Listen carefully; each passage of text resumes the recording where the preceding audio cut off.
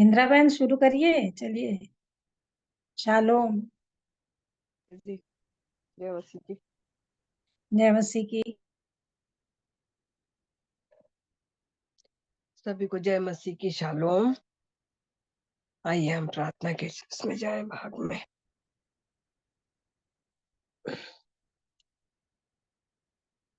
अद्भुत युक्ति करने वाले पराक्रमी जीवित परमेश्वर पिता, जीवित प्रभु यीशु मसीह के नाम से एक बार फिर आपके पावन चरणों में आते हैं प्रभु जी। शाम की बेला को प्रभु जी आपके हाथों में रखते हैं प्यारे खुदावन यीशु मसीह।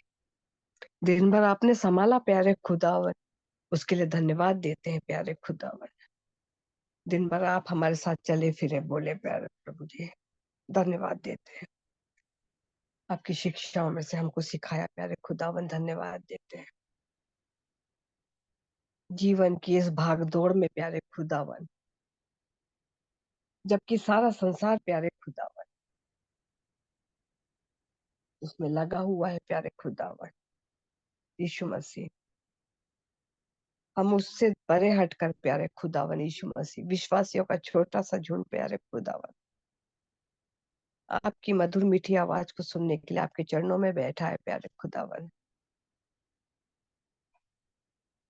हम आपके सम्मुख इसलिए आते हैं प्यारे खुदावन यीशु मसीह,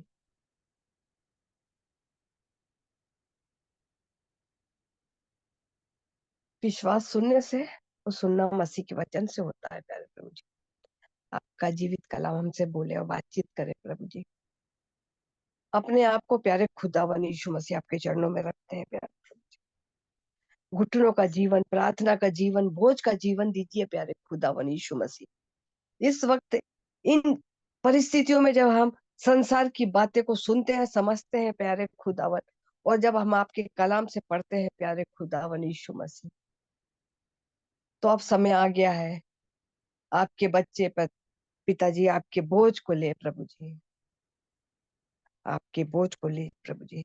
इस वक्त प्यारे खुदावन यीशु मसीह, संसार को प्यारे खुदावन यीशु मसीह आप जैसे जीवते परमेश्वर की आवश्यकता है प्यारे प्रभु जी। प्यारे प्रभु जी, हम जो आपके लहू से खरीदे हुए हैं प्यारे प्रभु जी, जो हम जीवित पत्थर कहलाते हैं प्यारे खुदावन यीशु मसीह, हमें बहुत सारी कमी घटी है प्यारे प्रभु जी। हम आपके चरणों में इसलिए बैठते हैं प्यारे प्रभु जी, जैसे आप पवित्र हैं हम पवित्र बने हैं, जैसा आपका स्वभाव है हमारा स्वभाव भी बने प्रभु जी। प्रभु जी, जैसा आपका हृदय है प्रभु जी, हमारा हृदय भी मोम के जैसा बने प्रभु जी। प्रभु जी, हम चाहते तो बहुत कुछ है प्रभु जी, मगर करने में कहीं ना कहीं हम चूक जाते हैं प्रभु जी। ये चूक हमारे जीवन से दूर होने पाए प्रभु जी।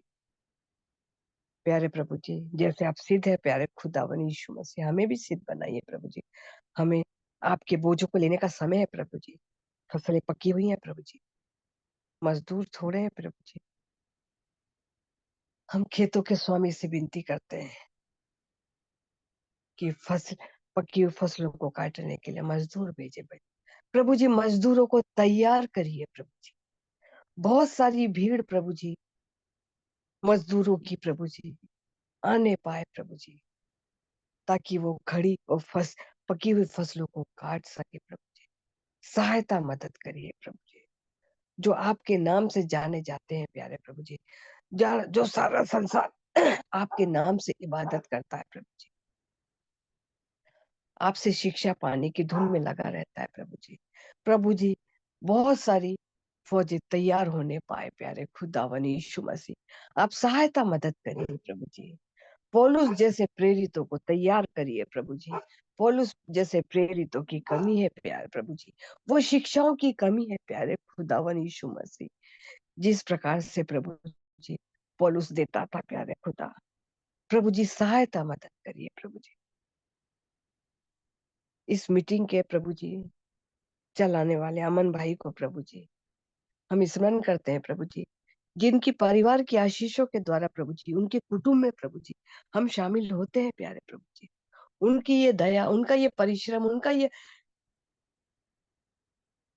परिश्रम प्यारे खुदावन यीशु मसीह हम सबको भी सहभागिता में लाता है प्यारे प्रभु जी। हम उनको प्रार्थना में ऊंचा ऊंचा उठाते हैं प्यारे प्रभु जी। प्रभु जी, उनके परिवार को स्मरण करते हैं। हेम भाई, हेमंत भाई, प्रभु जी, पत्नी, बेटी, बहन, चाचा, पापा, सबको स्मरण करते हैं प्यारे खुदावन यीशु मसीह। प्रभु जी, सभी को अच्छा रखना, ताकत, तंदुरुस्ती, बल दीजिए प्रभु जी। जो दूर है प्रभु जी, और तू आप में समाने पाए प्यारे खुदावन यीशु मसीह। जवान बच्चों को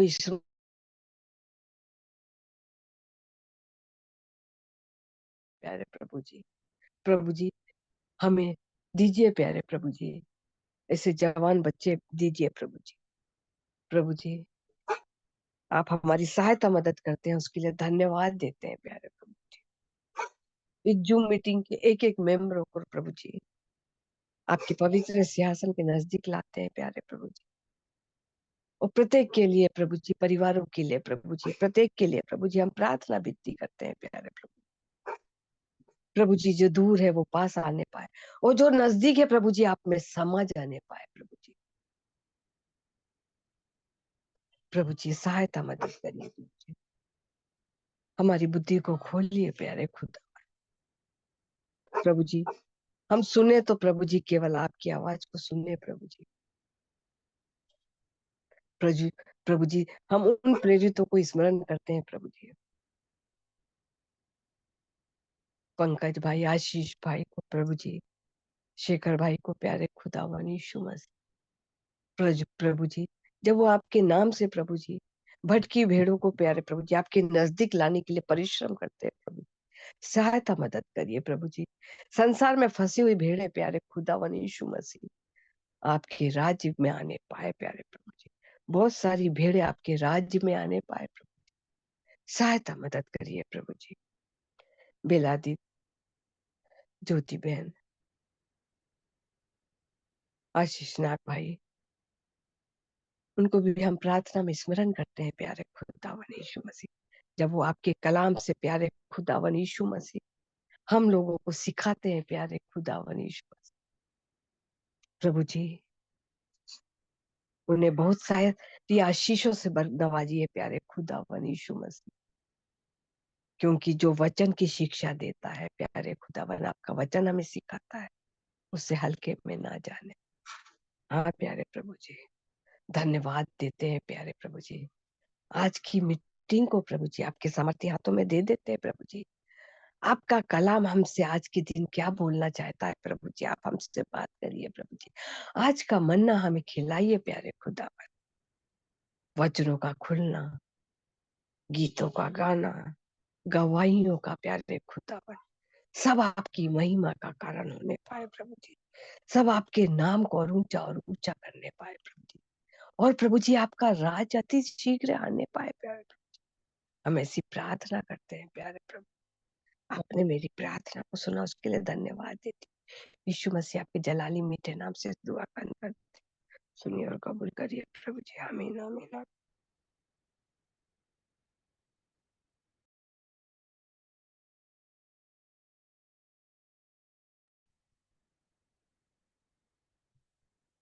आइए आज की प्रार्थना सभा को शुरू करते हैं।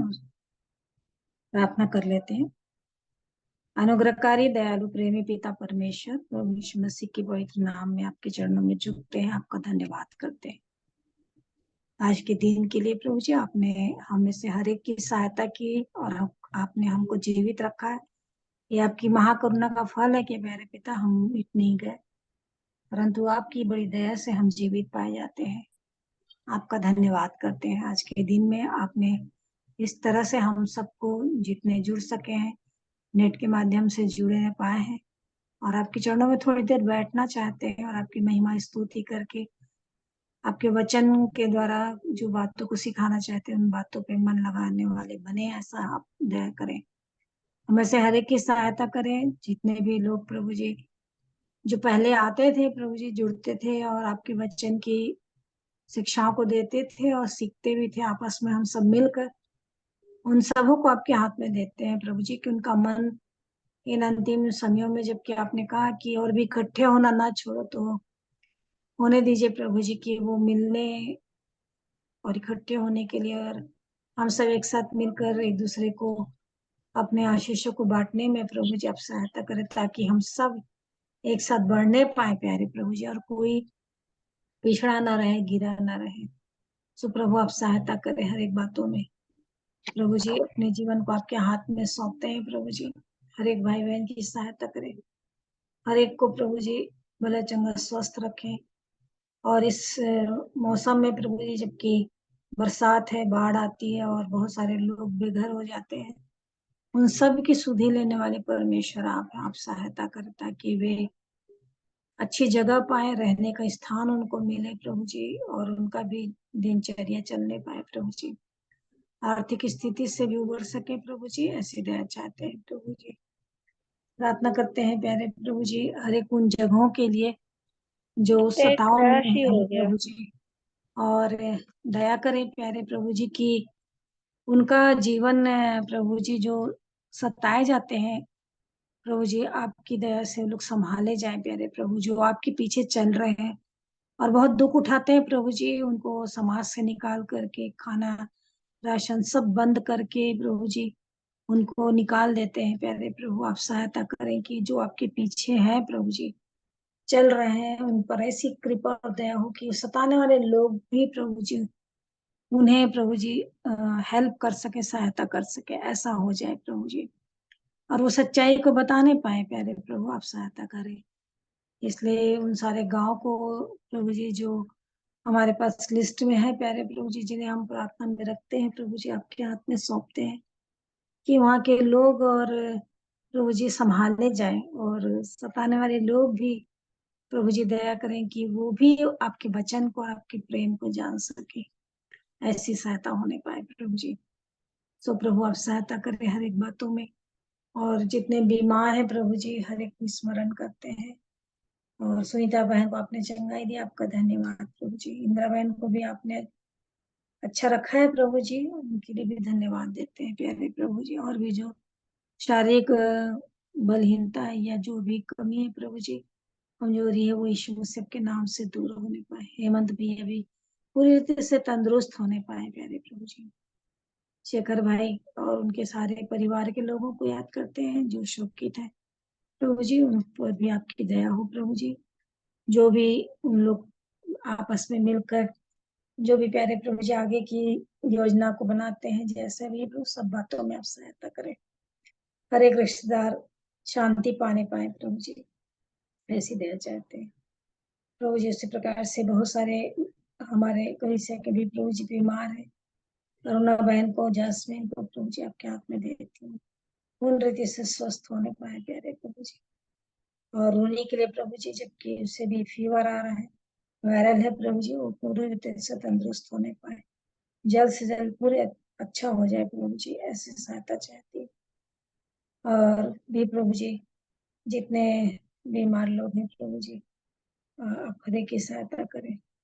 हर एक बातों को प्रभु मैं आपके हाथ में सौंपती हूँ, और आगे की इस हम लोग जब आपकी महिमा और स्तुति करते हैं, वचन पढ़ते हैं, उन सारी बातों में हम सबकी सहायता हो, और पवित्र आत्मा परमेश्वर आप हमारी अगुवाई करें, हमारे हमें गाइड करें प्रभु जी। निकी के लिए भी प्रार्थना करती हूँ, उसका घाव जल्द से जल्द पूरा अच्छा हो जाए, सूख जाए प्यारे प्रभु जी, और जो भी तकलीफ होती है यीशु मसीह के नाम से निजात पाने पाए प्रभु जी, दया करें। धन्यवाद से विनती यीशु मसीह के नाम से मांग लेते हैं, आमीन आमीन। आप लोग कौन सा रहे प्रभु की महिमा करने के लिए।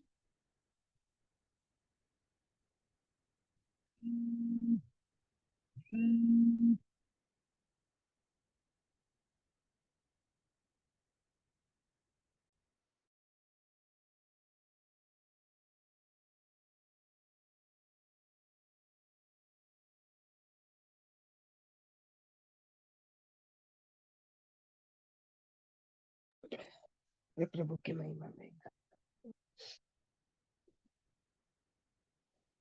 जंगली दरख्तों के दरमियान एक सेब के पेड़ के समान, जंगली दरख्तों के दरमियान एक सेब के पेड़ के समान नजर आता है मुझे मसीह, नजर आता है मुझे मसीह, सारे संतों के बीच में तू, सारे संतों के बीच में तू।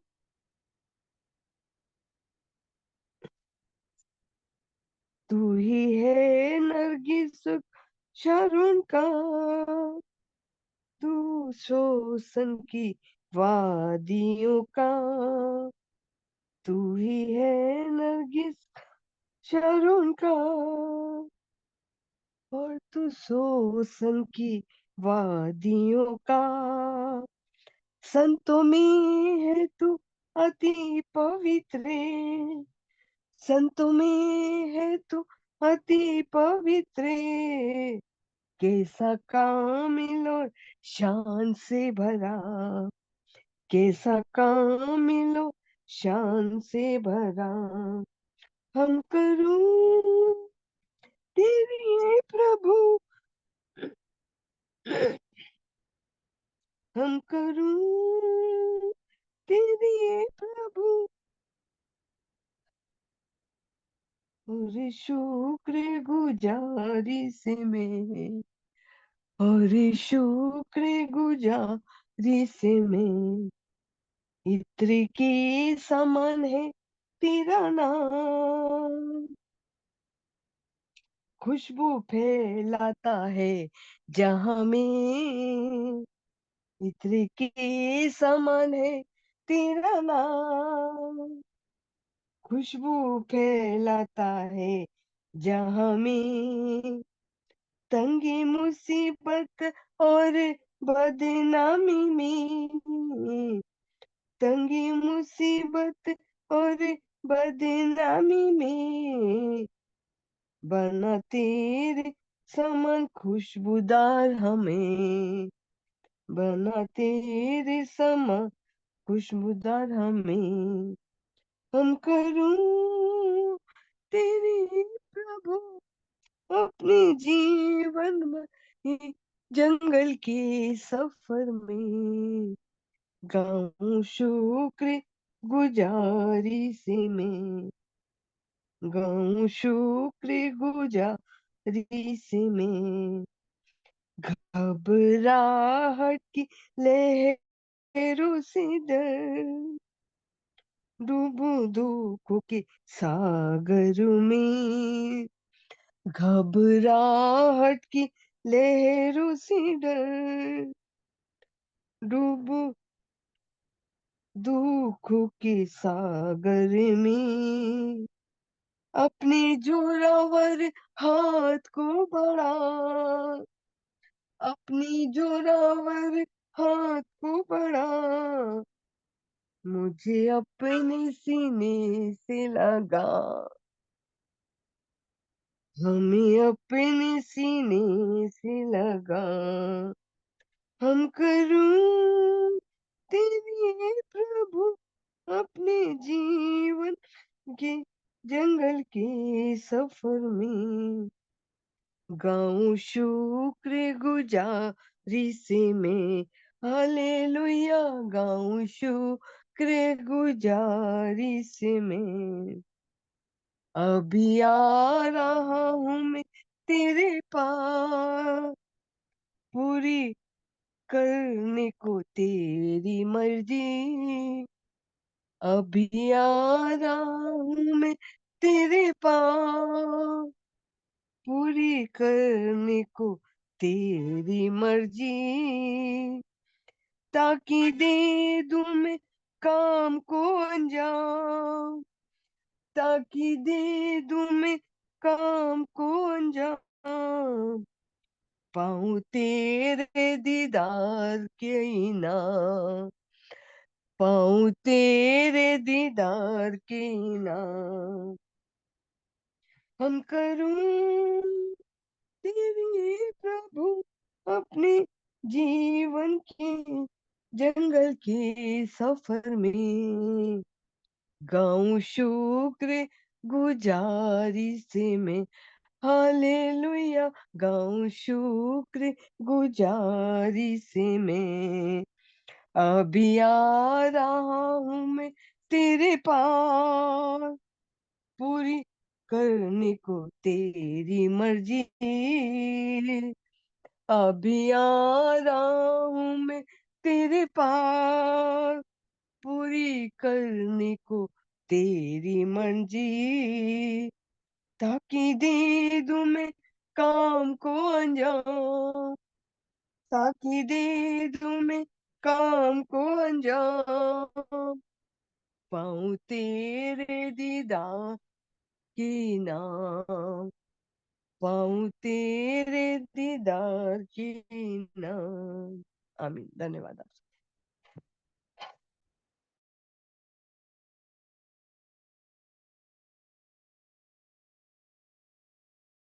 प्रभु का धन्यवाद हो। सच में प्रभु यीशु मसीह हमारे शारोन देश का गुलाब है और इत्र के समान, इत्र के तुल्य उसकी खुशबू फैलती है।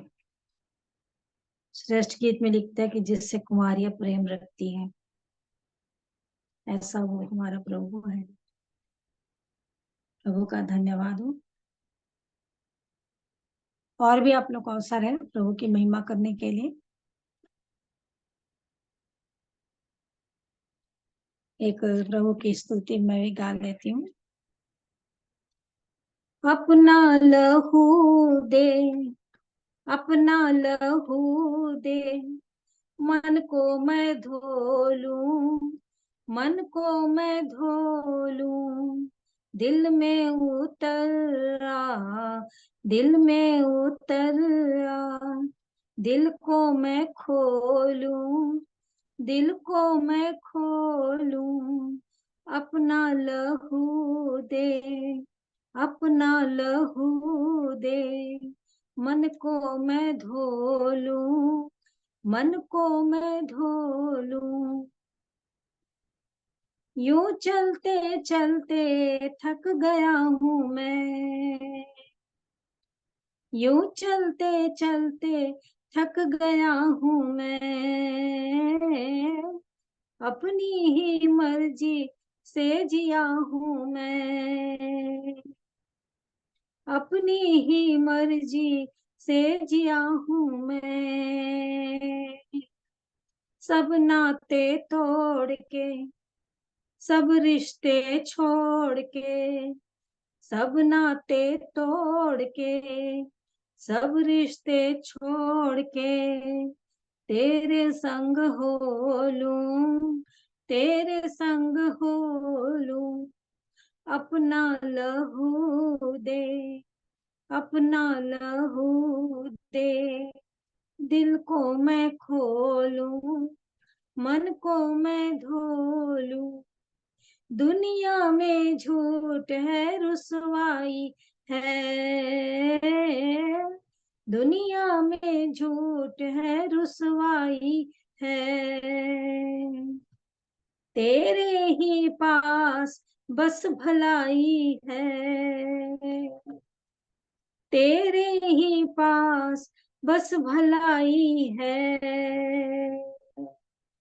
तेरे ही बाहों में, तेरी पनाहों में, तेरे ही बाहों में, तेरी पनाहों में, सर रख के सो लूं, सर रख के सो लूं, अपना लहू दे, अपना लहू दे, मन को मैं धो लूं, मन को मैं धो लूं। अब तेरे संग में चलना चाहता हूँ, अब तेरे संग में चलना चाहता हूँ, अब तेरे रूह से भरना चाहता हूँ, अब तेरे रूह से भरना चाहता हूँ, दिल की हर धड़कन में, सांसों की माला में, दिल की हर धड़कन में, सांसों की माला में, तुझको पिरो लूं, तुझको पिरो लूं। अपना लहू दे, अपना लहू दे, मन को मैं धो लूं, मन को मैं धो लूं। दिल में उतर आ, दिल में उतर आ, दिल को मैं खोलूं, दिल को मैं खोलूं। प्रभु का धन्यवाद हो, सच में उसका लहू है जो हमारे जीवन को धोता है, हमारे पापों से क्षमा जो मिली उसके पवित्र लहू से ही मिली है। और भी आप लोग को अवसर है, आप में से जो भी प्रभु की महिमा करना चाहते हैं।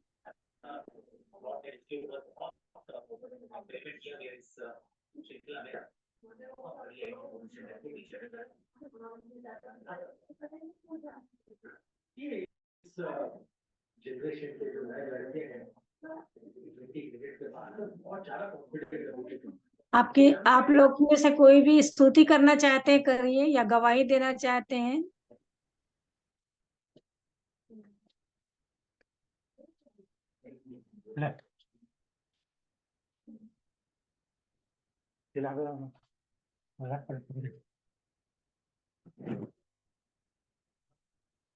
लेके रखा था मीटिंग वगैरह।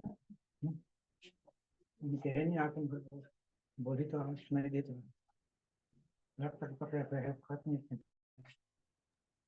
आइए हम वचन पढ़ेंगे। 39, कब 38 पढ़े थे, 39 पढ़ लिए थे। हाँ, अब आज 40 पढ़ेंगे। 40 दो दो पद पढ़ लेंगे। मैं धीरज से यहोवा की बाट जोहता रहा, और उसने मेरी ओर झुककर मेरी दुहाई सुनी। उसने मुझे सत्यानाश के गड्ढे और दलदल की कीच में से उबारा, और मुझको चट्टान पर खड़ा करके मेरे पैरों को दृढ़ किया है। उसने मुझे एक नया गीत सिखाया जो हमारे परमेश्वर की स्तुति का है। बहुत तेरे ये देखकर डरेंगे और यहोवा पर भरोसा रखेंगे। क्या ही धन्य है वे पुरुष जो यहोवा पर भरोसा रखता है और अभिमानियों और मिथ्या की ओर मुड़ने वालों की ओर से मुंह न फेरता हो।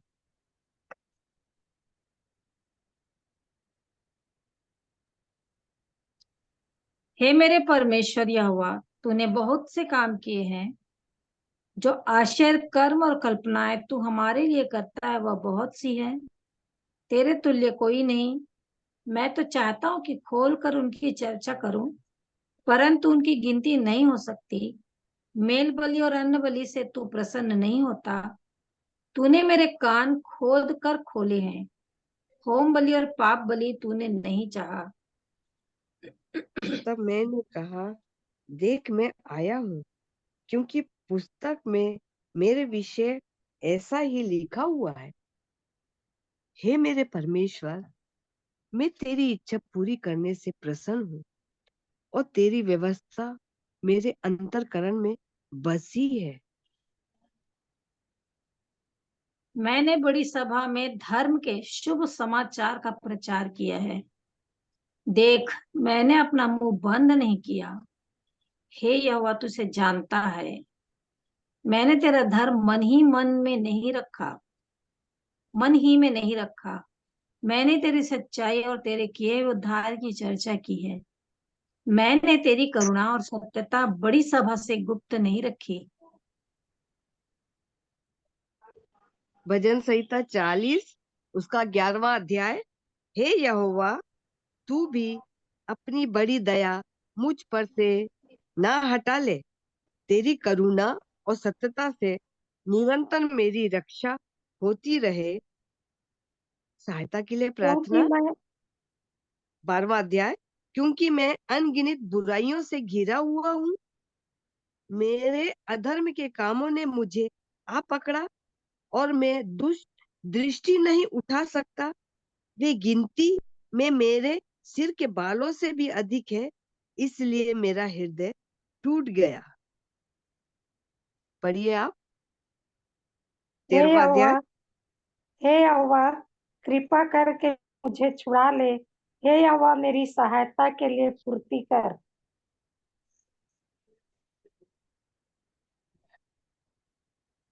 एक और पद, 14 पद भी पढ़िए। जो मेरे प्राण की खोज में है, वे सब लज्जित हों और उनके मुंह काले हों, और वे पीछे हटाए और अपमानित किए जाएं, जो मेरी हानि से प्रसन्न होते हैं। जो मुझसे आहा आहा कहते हैं, वे अपनी लज्जा के मारे विस्मित हों, परंतु जितने तुझे ढूंढते हैं वह सब तेरे कारण हर्षित और आनंदित हों। जो तेरा किया हुआ उद्धार चाहते हैं, वे निरंतर कहते रहे, यहोवा की बड़ाई हो। मैं तो दीन और दरिद्र हूँ, तो भी प्रभु मेरी चिंता करता है। तू मेरा सहायक और छुड़ाने वाला है। हे मेरे परमेश्वर, विलंब न कर। परमेश्वर पिता अपने जीवित जलाली वचन के पढ़े जाने और सुने जाने पर आशीष और बरकत दे। आमीन। आमीन। प्रभु का धन्यवाद इन वचनों के लिए। 2 जगह में जो है हम पढ़ेंगे फिर से। 5 में लिखा है, हे मेरे परमेश्वर यहोवा, तूने बहुत से काम किए हैं, जो आश्चर्य कर्म और कल्पनाएं तू हमारे लिए करता, वो बहुत सी हैं, तेरे तुल्य कोई नहीं। मैं तो चाहता हूँ कि खोल कर उनकी चर्चा करूं, परंतु उनकी गिनती नहीं हो सकती। और 2 पद में, उसने मुझे सत्यानाश के गड्ढे और दलदल की कीच में से उबारा और मुझको चट्टान पर खड़ा करके मेरे पैरों को दृढ़ किया है। 9 और 10, मैंने बड़ी सभा में धर्म के शुभ समाचार का प्रचार किया है। देख, मैंने अपना मुंह बंद नहीं किया। हे वह, तू उसे जानता है। मैंने तेरा धर्म मन ही में नहीं रखा। मैंने तेरी सच्चाई, तेरे किए हुए उद्धार की चर्चा की है। मैंने तेरी करुणा और सत्यता बड़ी सभा में गुप्त नहीं रखी। सच में, इसलिए हम में से हर एक जन ये अपने मुंह को बंद नहीं किया, कह रहा है यह दाऊद, वैसे ही हम भी अपने मुंह को बंद ना करें और मन में ना रखें, परंतु उसकी सच्चाई को, उसके किए हुए उद्धार के काम को, उसकी करुणा को, सब लिखा हुआ है कि बड़ी सभा में गुप्त से गुप्त नहीं रखा, मतलब चुपचाप नहीं रहना, परंतु उसकी महिमा करने के लिए, उसकी बड़ाई करने के लिए अपने मुंह को खोलना ही है, मुंह बंद नहीं करना है। तो प्रभु का धन्यवाद हो इन वचनों के लिए। आप लोग में से सबको अवसर है जी अपने जीवन से प्रभु की महिमा के लिए गवाही दे सकते हैं, या वचन जो भी आपको बोलना है बता सकते हैं।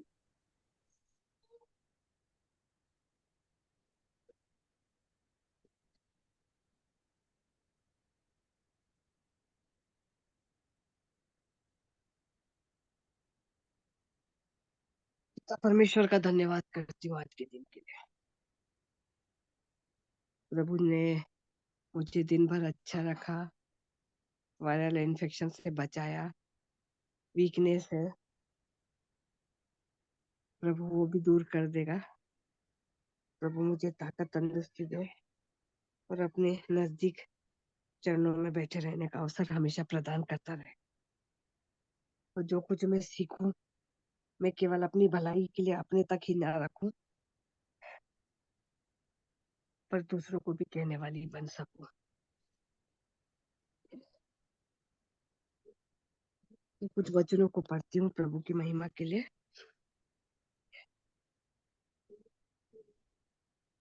यूहन्ना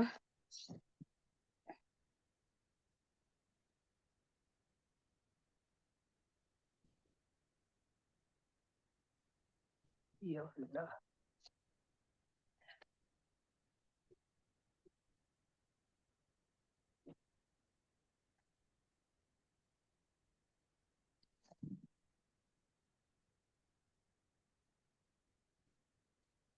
यूहन्ना 11 यूहन्ना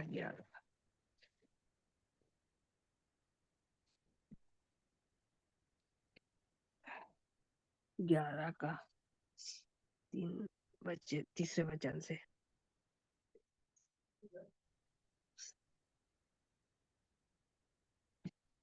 ये लाजर की मृत्यु का दृष्टांत है, जिनके घर में प्रभु आया जाया करता था और बहुत प्रेम करता था।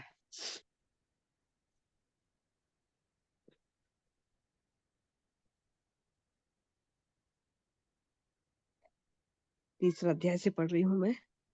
अतः उसकी बहनों ने उनसे कहला भेजा, हे प्रभु, देख जिससे तू प्रीति रखता है वे बीमार है।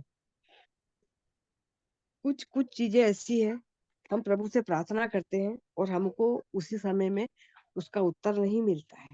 प्रभु देरी करता है क्योंकि प्रभु चाहता है कि वो चीजें तब तक पूरी नहीं हो। वो प्रभु देरी इसलिए करता है परमेश्वर की महिमा के लिए।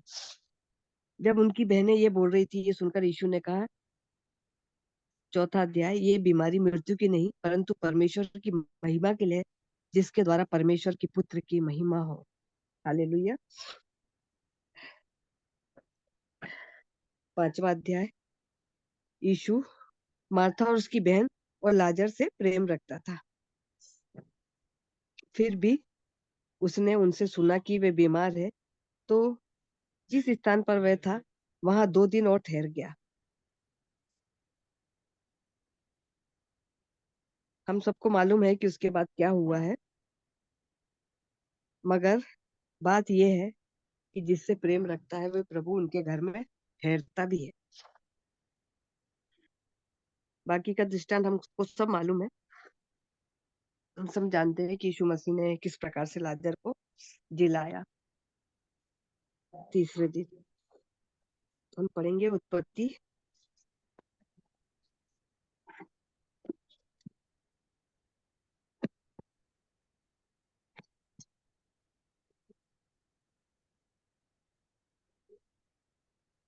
20वां अध्याय, उसका 17वां वचन। तब अब्राहम ने यहोवा से प्रार्थना की और यहोवा ने अबीमेलेक और उसकी पत्नी और दासियों को चंगा किया और वे जनने लगी। आगे हम 18 में भी पढ़ते हैं, क्योंकि यहोवा ने अब्राहम की पत्नी सारा के कारण अबीमेलेक के घर की सब स्त्रियों को की कोखों को पूरी रीति से बंद कर दिया था। आगे एक वचन में हम पढ़ते हैं कि प्रभु अगर कोख देता है तो क्या उसे बंद कर सकता है क्या?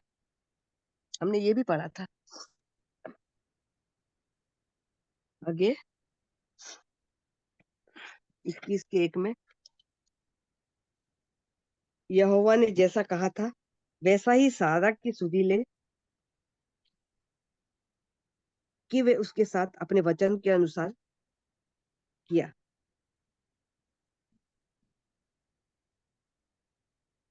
परमेश्वर की आवाज को सुनकर और जैसा प्रभु कहता है हमको सुनना है और करना है। आगे यहोशू यहोशू का 4 का 7, 4 के 7 में हम देखते हैं, तब तुम उन्हें ये उत्तर दो कि यरदन का जल यहोवा की वाचा के संदूक के सामने 2 भाग हो गया, क्योंकि जब वे यरदन पार आ गया था तब यरदन का जल 2 भाग हो गया था। अतः वे पत्थर इज़राइल को सदा काल के लिए स्मरण दिलाने के लिए ठहराया गया था।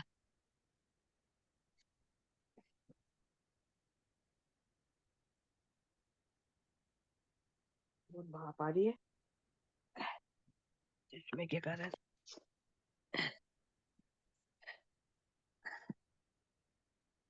आगे 14 का 9, यहोशू में 14 का 9 पढ़ती हूँ। 14 का 9,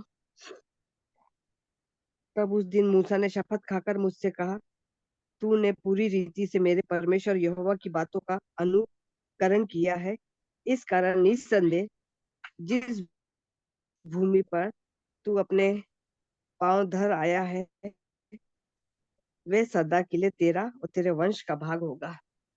अब्राहम जातियों का विश्वास जातियों का हमारा पिता था। अब्राहम से प्रभु ने बात करी और अब्राहम ने प्रभु की आवाज को सुनकर वैसा किया, और बाद में हमने देखा कि सारा ने भी उस पर विश्वास किया।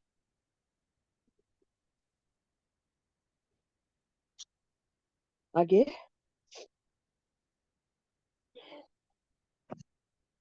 यहोशू का 11 का 10।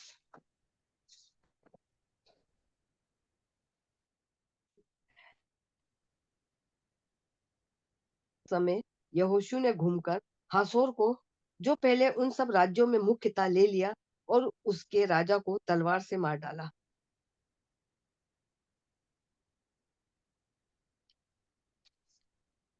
11 का 10 और 11 भी।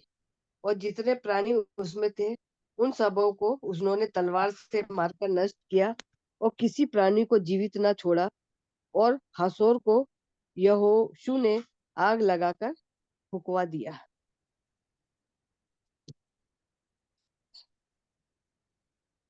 12वां अध्याय। और उन सब नगरों में उनके सब राजाओं समेत यहोशू ने ले लिया, और यहोवा के दास मूसा की आज्ञा के अनुसार उन्होंने तलवार से घात करके सत्यानाश किया।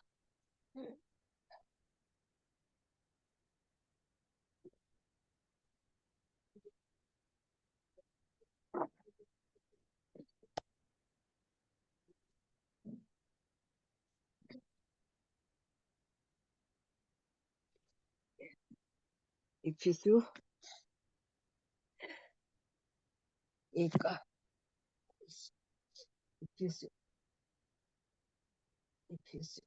22।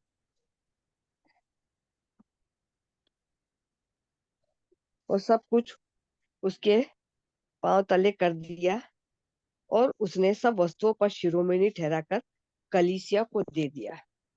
सर्वप्रथम हम देखते हैं कि परमेश्वर पिता ने आदम से बात करी।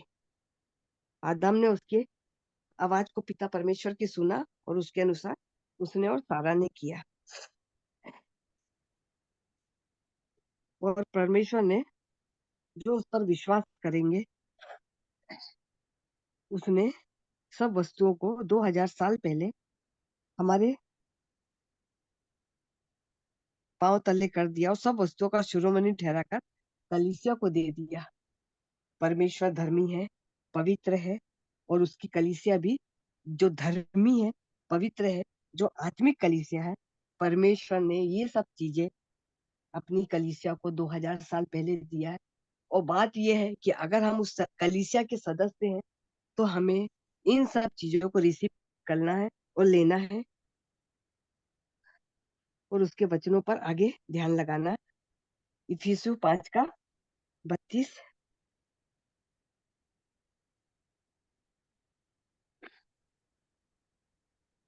ये भेद तो बड़ा है, पर मैं यहाँ मसीह और कलीसिया के विषय में कहता हूँ।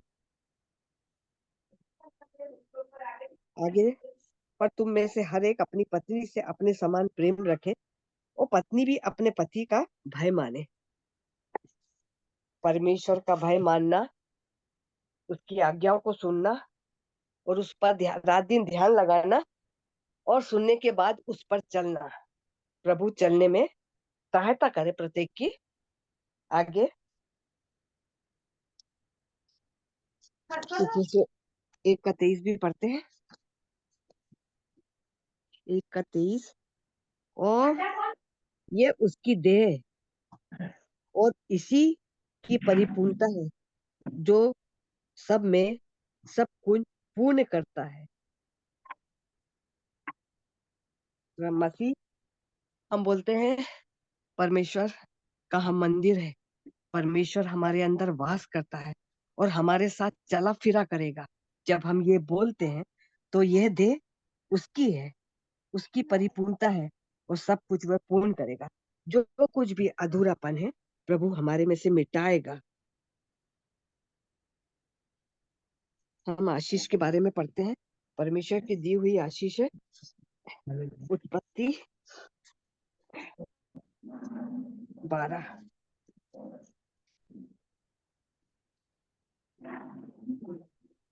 उत्पत्ति 12 का 2। और मैं तुमसे एक बड़ी जाति बनाऊंगा और तुम्हें आशीष दूंगा और तेरा नाम महान करूंगा और तू आशीषों का मूल होगा। पिता परमेश्वर ने सबसे पहली आशीष अब्राहम से बात करी, अब्राहम को बुलाया और प्रभु ने उससे कहा कि मैं तुझसे बड़ी जाति बनाऊंगा और तुझे आशीष दूंगा और तेरा नाम महान करूंगा, तू आशीष का मूल होगा। जो विश्वासियों का मूल पिता अब्राहम है। अगर हम विश्वासी हैं, परमेश्वर पर विश्वास करते हैं, तो हम भी इस अब्राहम की आशीष हम पर भी आती है। और ये आशीष सबसे पहले प्रभु ने अब्राहम को दी, पिता परमेश्वर ने। और जब हम पिता पर परमेश्वर पर विश्वास करते हैं तो ये अब्राहम की आशीष के हम पर भी होती है और हम प्रभु को आशीष को पाते हैं प्रभु की। अब आगे हम 11 के 3 में भी पढ़ेंगे। तब वे आपस में कहने लगे, आओ हम ईंट बना ले, भांति भांति से आग में पकाए। और उन्होंने पत्थर के स्थान पर ईंट से, चूने के स्थान पर मिट्टी के गारे से काम लिया।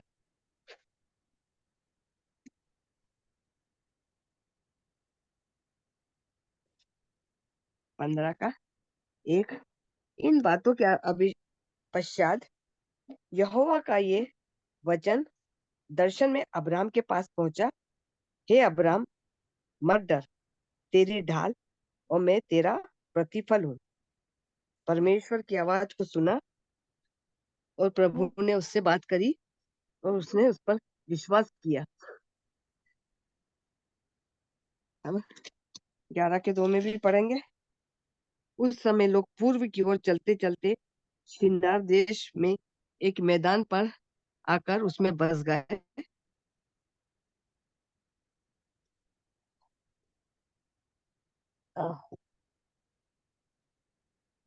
11 के आगे हम पढ़ेंगे 4था अध्याय। फिर उन्होंने, आओ हम एक नगर और एक गुम्बद बना ले, उसकी चोटी आकाश से बातें करें, इस प्रकार से हम अपना नाम करें, ऐसा ना हो कि हमको सारी पृथ्वी पर फैलना पड़े। 5वां अध्याय। तब लोग नगर और गुम्बद बनाने लगे। तब देखने के लिए तब उन्हें देखने के लिए यहोवा उतर आया। 6वां अध्याय। फिर यहोवा ने कहा, मैं क्या देखता हूँ कि सब एक ही दल के हैं और भाषा भी उनकी सब एक ही है।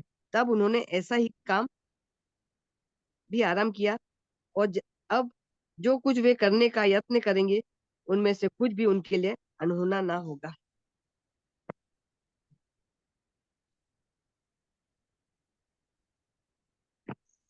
अब्राहम ने विश्वास किया, उसके लिए धार्मिकता गिना गया और पहली बार आशीष अब्राहम के पास आई, हम देखते हैं। और जो विश्वास करता है यीशु पर, अब्राहम की आशीष उन सब विश्वासियों में आ गई। आगे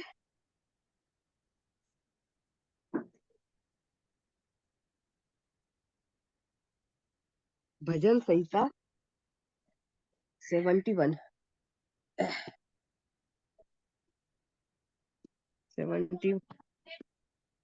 71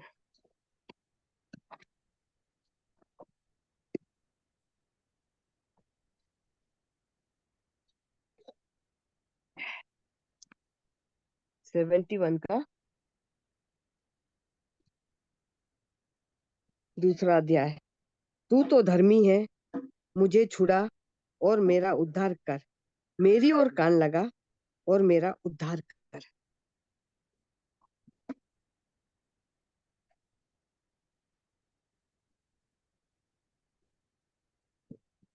15वां अध्याय इसी का। मैं अपने मुंह से तेरे धर्म का और तेरे किए हुए उद्धार का वर्णन दिन भर करता रहूंगा।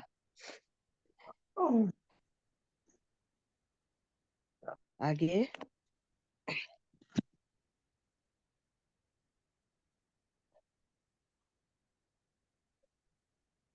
16वां अध्याय। मैं प्रभु यहोवा के पराक्रम के कामों का वर्णन करता आऊंगा। मैं केवल तेरे ही धर्म की चर्चा किया करूंगा।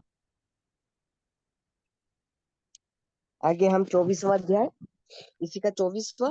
मैं तेरे धर्म की चर्चा दिन भर करता रहूंगा, क्योंकि जो मेरी हानि के अभिलाषी थे उनकी आशा टूट गई और उनके मुंह काले हुए। आगे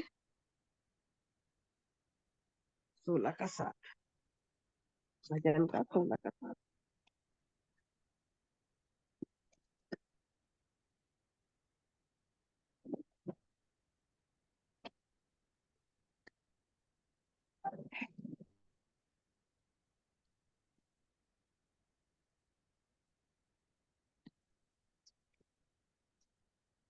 16 का 7।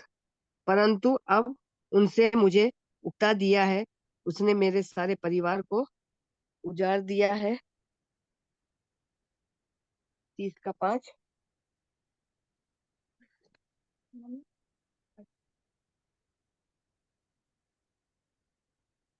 क्योंकि उसका क्रोध तो क्षण भर का होता है, परंतु उसकी प्रसन्नता जीवन भर की होती है। कदाचित रात को रोना पड़ेगा, मगर परंतु सवेरे आनंद पहुंचेगा। परमेश्वर के से दूर रहने पर हमें जो तकलीफ होती है, भला है कि हम हर दुख में, मुसीबत में, खुशी में परमेश्वर के कलाम को पढ़ते रहे, परमेश्वर के चरणों में बैठे रहे। परमेश्वर हमारी हर कमी घटी को दूर करेगा और हमको सिखाएगा। धन्यवाद देती हूँ पिता। इन तकलीफ में जब मैं बीमारी की अवस्था में थी, आपने मुझसे बोला और बातचीत करा। धन्यवाद देती हूँ आप सबको। प्रभु का धन्यवाद हो इंदिरा बहन के लिए। सच में जब जीवन में आती है तकलीफें, बीमारी, तो प्रभु बहुत सारे वचनों से हमें हिया देते हैं और हमें संभालते हैं। प्रभु को महिमा मिले हर एक बातों में। और मैं भी आज की बात बताना चाहती हूँ। आज सुबह भोर की प्रार्थना आ, एक है, होता है, विश्ववाणी का चलता है, 5:50 पे स्टार्ट रहता है। और उसमें एक भाई थे, आर के महापात्रो करके। तो उनका टर्न था वचन बताने का। वचन के पहले उन्होंने अपनी गवाही दी, बोले कि गवाही अपने जीवन का देता हूँ करके। और वो बताए कि मैं पंडित था, उड़ीसा में रहते थे और जम्मू में काम कर रहे हैं अभी, पर वो सेवा कर रहे हैं। तो उड़ीसा में रहते थे और मंदिर में काम करते थे, मंदिर पुजारी का। ब्राह्मण परिवार से थे और ब्राह्मण के कैटेगरी भी बता रहे थे कि 3 टाइप के ब्राह्मण होते हैं। तो मैं मंदिर में रह करके वो करता था और मैं हर दिन 3,000 तक कमा लेता था। और उससे मेरे को बहुत फायदा होता था कि मेरे को बैठे बैठे पैसे मिलते थे। और एक दिन मैं देखा कि एक आदमी अ, हाँ नहीं, नहाने मंदिर में जाने पहले नहाता था। तो जैसे मैं नहा के थोड़ा कमर में उठाया खड़ा होने के लिए, तो देखा कि आदमी कुछ बांट रहा है। तो मैं उसको बुलाया तो वो डर रहा था आने के लिए। तो फिर मैं बोला, नहीं डरो मत, मेरे पास आओ, क्या है करके बताओ। तब वो दिया छोटा सा वो ट्रैक्स जैसे, बोला ये प्रभु यीशु मसीह का संदेश है और ये शांति देते हैं, ऐसा करके थोड़ा सा वहां पर बताया वो। तो फिर वो उसमें लिखा था कि उद्धार। तो बोले ये कैसा उद्धार है, हमारे गीता में तो ऐसा कुछ नहीं है। हम तो जाते हैं और दान पुण्य करते हैं और जाके नहा लेते हैं गंगा में, सब कुछ हमको मिल जाता है। ऐसा तो मैं बोल दिया, पर वो मैं मतलब वो चला गया फिर मेरे हाथ में दे करके। और उसके बाद पर मेरे अंदर ये था कि ये क्या उद्धार है, ये बाइबल में क्या लिखा हुआ करके उनको बाइबल भी, छोटी वाली बाइबल भी दिए थे। तो ये क्या चीज है कि इसमें उद्धार मिल जाएगा करके लिखा है। तो फिर उसके बाद वो घर में आकर के पढ़ने लगे तो उसके पिताजी देख डाले। तो फिर उनको बहुत डांटे और बताए, इतना टॉर्चर किए उसके बाद कि तुम पूरा जनेऊ जो पहना था तुम इसको अशुद्ध कर दिया, पवित्र कर दिए तुम, इसको लेकर के और ऐसी ये पढ़ करके, और तुम इस उस आदमी के हाथ से ले लिए। तो उस जनेऊ को क्या क्या मंत्र मंत्र करके और उसको निकालो जल्दी, अभी निकाल के फेंको, दूसरा बना के दूसरा करके फिर उसको दिए। बोले अब 2 दिन लग गया उसके लिए। उसके बाद बोले अब तुम फिर से इसको पहनो और फिर से वही काम करो। लेकिन इनके मन में हो रहा था कि मैं क्या करूं, मेरे को तो शांति नहीं है मेरे अंदर जो होना चाहिए। और मैं बोल तो दिया उद्धार है इसमें कैसे, लेकिन मेरे को शांति नहीं मिल रही है, कुछ तो मेरे को लग रहा है अंदर से। उसके बाद ये छिप छिप के पढ़ने लग गए। पढ़ते पढ़ते उसके पिताजी देख लिए तो बोले मेरे को इतना ज्यादा तंग करने लग गए, घर के सारे लोग मारने पीटने लग गए, पूरा कपड़ा उतार के मारते थे। बोले इतना ज्यादा मेरे को खाना नहीं देते थे। और 6 महीने तक वो कमरे में उसको बंद कर दिए। बोले तू यहीं रहेगा, और तेरे को एक छोटा सा खिड़की जैसे था जगह, वहीं से खाना दे देते थे मेरे को। और बोले निकलेगा नहीं अब तू बाहर यहाँ से, क्योंकि तू मान नहीं रहा है बात को, ईसाइयों का किताब पढ़ रहा है ईसाई बनने के लिए। और कमरे में बंद जब कर दिए तो इनको तो कुछ मालूम नहीं था। तो फिर ये वहीं खाना खाने थे, यहाँ तक कि लेटरिन वगैरह भी नहीं जाने देते थे उनको। फिर ये ना ना प्रार्थना जानते थे ना कुछ नहीं, फिर भी ये अपना प्रार्थना किए, पुकारे सच्चा परमेश्वर यदि है तो मेरे को बचा ले, मेरे को बचा ले, ऐसे करके। तो बोले पता नहीं कैसे इन लोग के ऊपर इनके अंदर दया आई, तो 6 महीने के बाद ये लोग मेरे को बाहर निकाले। और उसके बाद फिर बोले कि तू जा, निकल जा और कहीं चले जा, तू आज से हमारे लिए, उसके पिताजी बोले मर गया, तेरे को हम लोग नहीं रख सकते। तब ये निकल के बोले कि स्लीपर पहना था, मेरा पेंट भी फटा हुआ था, कुछ नहीं था मेरे पास, निकल के गया। तो जो मेरे को ट्रैक्स और ये दिए थे तो मैं पास्टर का पता करके उनके घर तक गया और फिर उनसे बात किया। फिर मैं बोला ये क्या है, कैसे, कुछ मेरे को समझाइए करके। तब पहले तो वो मेरे को अ, मतलब उनका पूरा साफ सफाई का ध्यान दिए। बहुत गंदा हो गया था, मैं ना नहाया था ना कुछ नहीं। उसके बाद उनको खाने के लिए दिए वो, तो इनको बहुत अच्छा लगा। फिर उसके बाद उसको समझाए। फिर उसके बाद उनको सारी बातें समझ में आ गई। और फिर वो अपने ट्रेनिंग में चले गए केरल तरफ, बीटीएच करने। फिर उसके बाद विश्ववाणी में ये सेवा करने लगे। 32 साल हो गया बोले। और उसके बाद बीच में उसके जितने थे घर के लोग, और तो उसको पता किए तो फिर बोले कि तुम घर वापस आ जाओ, हम लोग तुमसे मिलना चाहते हैं करके। अब वो घर वापस आ गए बीच में, बहुत साल के बाद। तो आने पर इतना मतलब उनके अंदर क्रोध था कि उनके खाने में जहर मिला दिए थे और इनको पता नहीं था। मिठाई में तो खाना दिए, खाने के बाद मिठाई दिए, तो इनको पता ही नहीं था। तो मिठाई दे दिए थे तो उसमें जहर था। अब मैं तो खा लिया, बोले मेरे को पता नहीं था। खा करके जैसे ही मैं थोड़ा देर हुआ, मेरे मुंह से सफेद झाग सा निकलने लग गया। और मैं भी बोला क्या हुआ है, मेरे को समझ में नहीं आ रहा है। और वो लोग कह रहे हैं कि चलो चलो इसको बाहर निकालो, बाहर निकालो करके। मैं फिर बोलने लगा कि मेरे को वो पास्टर है ना, वहां रहते हैं, उसको बुलाओ मेरे पास, बस उसको बुला दो मेरे लिए, ऐसे करके। तब उनके अंदर पता नहीं क्या था कि उनको बुला दिए। और फिर वो पानी लिए, प्रार्थना किए, और प्रेयर करके उसको दिए। बोले पूरा मेरा उल्टी हुआ और मैं अच्छा हो गया, बोले। और उसके बाद फिर इन लोग बोले कि तुम हमारे यहाँ से चले जाओ। फिर ये बोले मैं तो नहीं छोड़ सकता।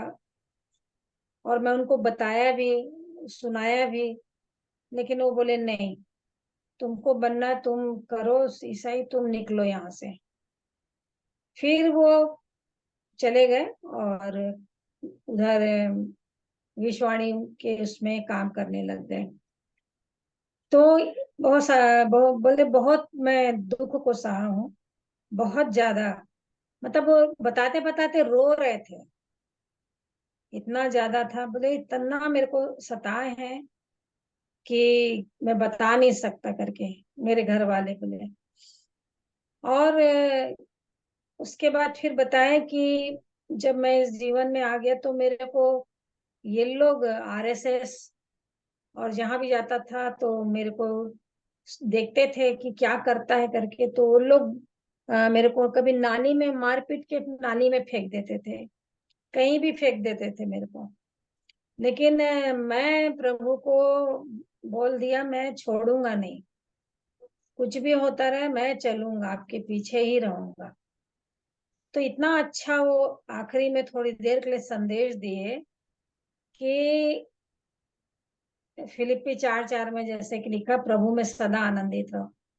तो क्या मेरा सताव हो रहा है तो मैं आनंदित हूँ, मेरा निंदा होता है तो मैं आनंदित हूँ, मेरे ऊपर विपत्ति पड़ रही तो मैं क्या आनंदित हूँ? तो मैं तो सब में आनंदित हूँ। मेरे अंदर से, मेरे अंदर के आनंद को कोई खत्म ही नहीं कर सकता। और मैं अपने घर वालों को भी बोला कि तुम भी इसको ग्रहण कर लो करके, लेकिन उन लोग सुनते नहीं है करके बता रहे थे कि पाप की क्षमा देंगे तो यीशु मसीह देंगे और कोई नहीं दे सकता है। तो इस प्रकार से उनकी गवाही को आज मैं सुनी, मेरे को बहुत अच्छा लगा। और जो वचन वो लोग बोले कि क्या सताव में, क्या निंदा में, क्या अपमान में, सब कमी घटी सब में क्या मैं आनंदित रह सकता हूँ? बोले मेरे को प्रभु ने किया है, बोले मैं आनंदित रहता हूँ और उसका काम मैं करूंगा और उसके पीछे ही चलूंगा, ऐसे करके। तो बहुत अच्छा एक बल मिलता है वाकई में गवाही से, दूसरों के जीवन की गवाही से। तो थोड़ी देर आइए वचन से देखते हैं। नीति वचन 24 उसका 10 पद। नीति वचन 24 उसका 10 पद। उसमें लिखा है, यदि तू विपत्ति के समय साहस छोड़ दे तो तेरी शक्ति बहुत कम है ना? प्रार्थना करती हूँ। प्यारे पिता परमेश्वर, प्रभु यीशु मसीह के नाम में आपके पास आती हूँ, धन्यवाद देती हूँ। आपने आज के दिन में सच में प्यारे प्रभु जी एक ऐसे भाई की गवाही से आनंदित किया, हमें बढ़ाया, विश्वास में बल दिया। प्रभु जी आपका धन्यवाद करते हैं कि किस किस स्थिति से वो गुजरे। बहुत सारे तकलीफें उनके जीवन में आई, लेकिन उन्होंने आपको नहीं छोड़ा और कहने लगे कि मैं आनंदित रहता हूँ। प्रभु जी हर एक बातों में वो आनंदित रहते हैं, चाहे सताव होता है, चाहे उनकी निंदा हो रही है, चाहे उनको अपमानित कर रहे हैं, चाहे कैसे भी मार रहे हैं, पीट रहे हैं, लेकिन फिर भी वो आपको नहीं छोड़े और आपके पीछे ही चल रहे हैं। प्यारे प्रभु जी, उन्होंने कहा उनके और उनके परिवार के लिए प्रार्थना करने के लिए। सो प्रभु उनकी सहायता करें और भी आपकी सेवा में आगे बढ़ते चले जाएं। मेरी भी सहायता करें प्रभु जी, जो वचन आपने दिखाया है प्रभु, इस वचन के द्वारा हम सब आशीषित होने पाए, कि हम भी सब सच में प्रभु जी आने वाले समय में हमारे जीवन में भी प्रभु जी ऐसी स्थिति आए तो हम आपको कभी न छोड़ें, क्योंकि प्रभु जी उस समय को कोई नहीं जानता है प्रभु। और हम सताए जाएंगे, क्योंकि भक्ति के साथ जीवन बिताने वाले सताए जाएंगे, आपने बता दिया है।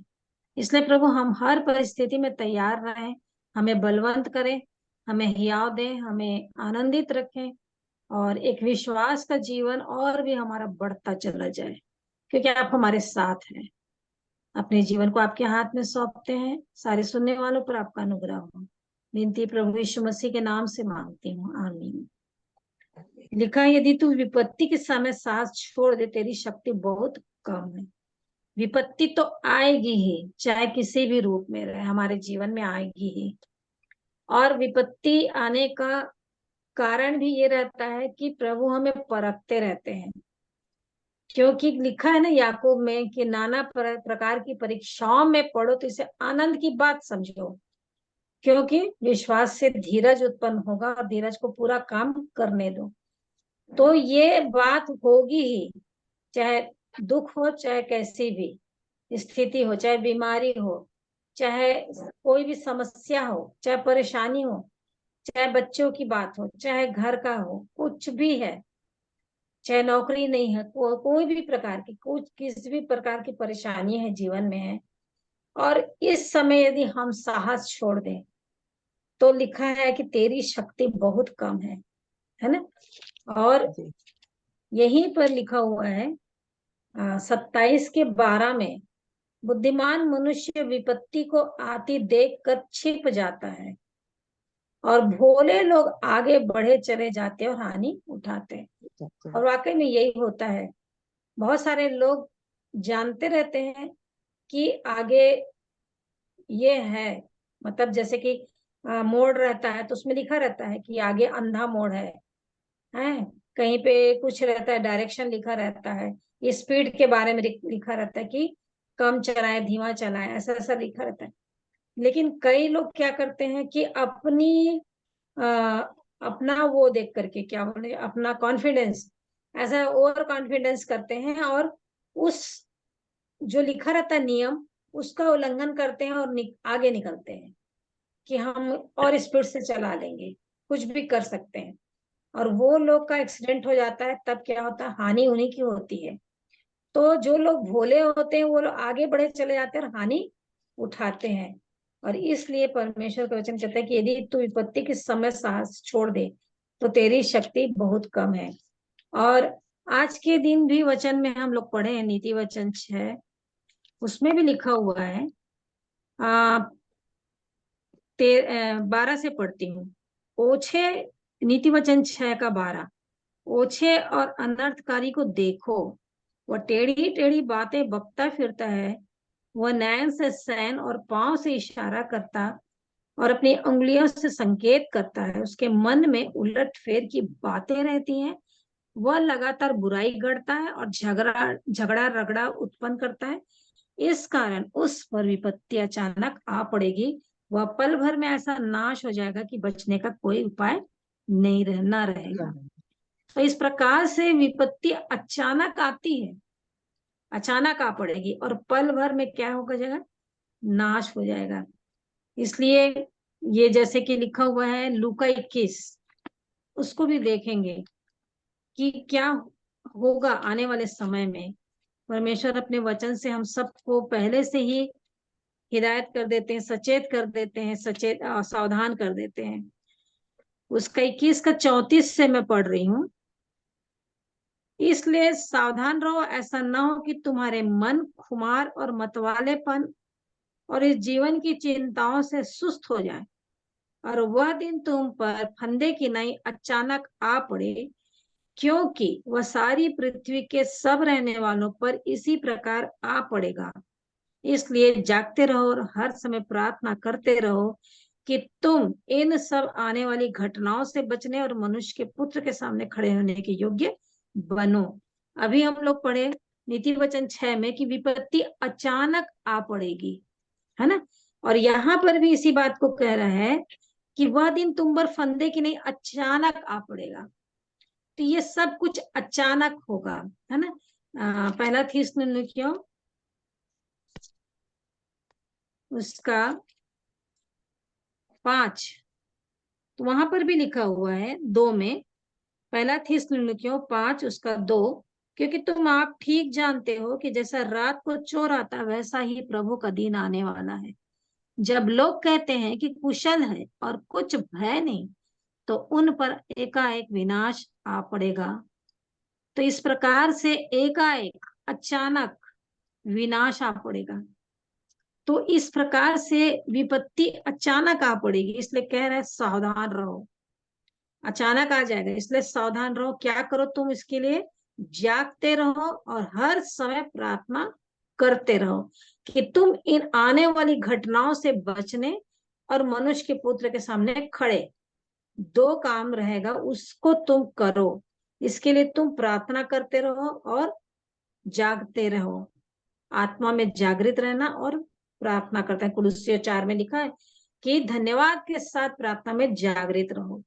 तो क्या क्या नहीं होना चाहिए? मन, सबसे ज्यादा मन, क्योंकि मन ही है जो हमारा भटकता है ना। बहुत सारी बातें जीवन में आती रहती हैं, तो फिर मन इधर उधर हो जाता है। अरे मन वचन पढ़ने का नहीं होगा, प्रार्थना करने का नहीं होगा, दूसरों की बातें सुन करके हम लोग को दुष्ट इस प्रकार से कर देता है कि हमारा मन उनकी बातों में लग जाता है और हमारा मन प्रभु की बातों से हट जाता है। हम वचन को सुनना कम कर देते हैं, वचन को पढ़ना कम कर देते हैं और प्रार्थना करना कम कर देते हैं, संगति में जाना कम कर देंगे, नहीं रहेंगे, चलो चलता है जाने दो, कभी कुछ कहीं से यूट्यूब में सुन ले, कुछ कर ले, ऐसे करते करते वो मन यही होता है। और इसलिए कह रहे कि खुमार, मतवालापन और जीवन की चिंता, ये सारी बातें मनुष्य के जीवन में आती हैं। उसके सुस्त मत हो जाओ तुम, मन सुस्त ना हो जाए। इस मन की सबसे अधिक रक्षा करने के लिए परमेश्वर अपने वचन में बोलते हैं। और वह दिन फंदे की नहीं, अचानक से आएगा, फंदे की नहीं। जैसे चिड़िया को फंसाने के लिए शिकारी क्या करता है? जाल लगा देता है, चिड़िया चुगने के लिए आती है और उसमें फंस जाती है, वो फंदा लगा के रखा रहता है। तो इसी प्रकार से हमारे जीवन के लिए, मेरे अपने जीवन के लिए कह रहा है कि विपत्ति के समय साहस यदि छूट गया तो तेरी शक्ति बहुत कम है। नीति वचन 1, वहां पर भी बातों को वचन में हम लोग हर महीने पढ़ते हैं, नीति वचन को हर डेट के अनुसार। तो इसमें लिखा हुआ है बहुत सारी बातें और कह रहा है कि हे 22 से, हे भोले लोगों तुम कब तक भोलेपन से प्रीति रखोगे? ठट्ठा करने वालों तुम कब तक ठट्ठा करने से प्रसन्न रहोगे?